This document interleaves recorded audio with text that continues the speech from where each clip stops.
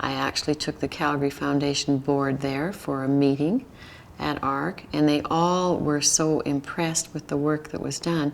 It was hard not to be. It was hard not to say, you can't afford not to help these kids. These kids are so worthwhile. That it wasn't even an option. It was just something that I knew that I needed to do. I absolutely knew in my heart that I needed to do that. Whether that, I haven't analyzed it to say, is it because of teaching? Is it because I was brought up in a volunteer type atmosphere to where my dad was always helping farmers, my mom was always baking something for it wasn't the church, it was if someone died in our hometown, we knew everyone, you were there with a casserole, first off.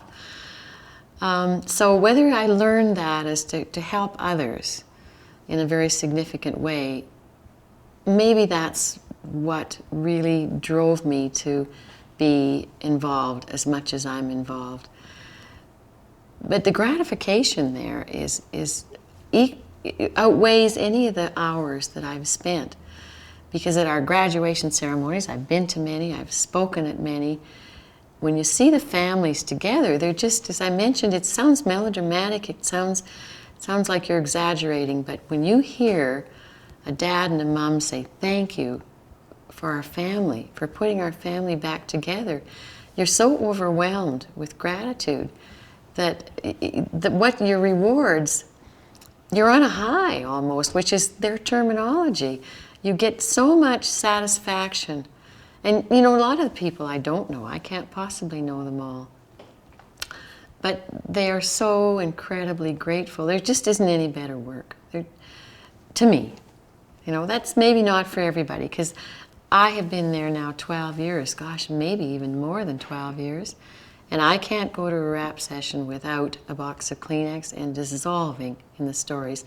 They don't get any easier. The work doesn't get any easier. The stories are hard. It's just hard all the time. And to watch the dedication of the counselors that we have and the dedication of our director, Dr. Dean Voss, is just, it's over-the-top work. The hours that they work, it's 24/7. You don't give up, and you don't give up on kids.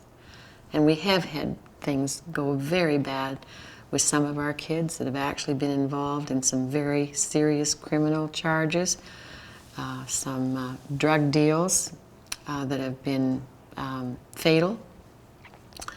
So you are dealing with life and death situations, and to be able to think that you helped one family, one person, one kid at a time, is just, well, you can, I just, it flows. So I'm, you know, whether I'm there till I can't drive the car to the center anymore, I don't know how long I'm going to be there.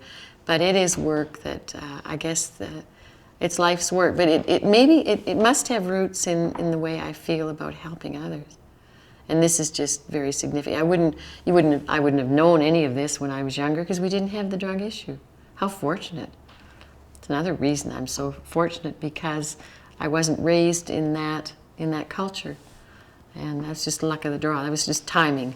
That I didn't have to face what my kids have had to face, the challenges that youth have to face, what's out there, pitfalls.